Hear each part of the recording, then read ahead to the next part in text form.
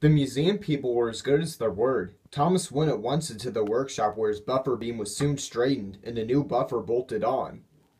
In the workshop was a green engine like Flying Scotsman, but smaller. He was called Green Arrow. My brothers and I were built to run fast goods trains, he said, but we did it so well that they let us pull expresses too in the end. Now I'm the only one of my sort left. Green Arrow was so friendly that when Thomas was mended, he was sorry to leave him. But back at the Great Railway Show, he was thrilled to see instead one of Stephanie's brothers, Box Hill, an engine he remembered from the old days. Thomas was moved to a special position. "There's no doubt about it," said his driver. "You're a star attraction." "Is that being a credit to the Fat Controller?" asked Thomas. He was anxious to make up for the parking ticket. One morning, Thomas's driver arrived in great excitement. "We're to give rides on the demonstration line," he said. Thomas was delighted.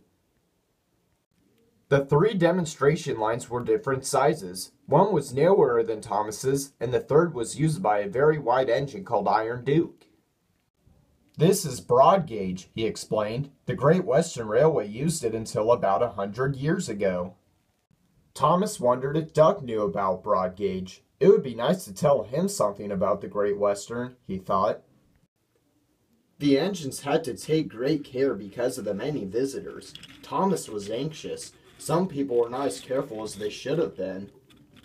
Thomas had never seen such crowds. "We must watch out," he told his driver. "What would happen if a child got onto the line?" "Don't you worry, Thomas," replied the driver. "There are plenty of good strong barriers, and we'll take care." But Thomas did worry. He was afraid that in an emergency he might not be able to stop soon enough. Next morning, Thomas felt better. The sun was shining, and he was looking forward to talking to Iron Duke again.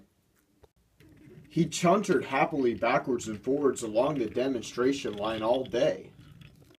Then, nearly at closing time, it happened. Thomas saw something fly through the air and land on the rails in front of him. His driver saw it too. He put the brakes hard on. "Peep, peep, peep, peep," whistled Thomas in alarm. "I must stop! I must!" Thomas shuddered to a halt, and a great cloud of steam wheezed noisily from his cindercocks. But he couldn't stop before he hit the bundle. It burst. Sandwiches and crisps flew in all directions, while pop from a broken bottle fizzed over Thomas's wheels.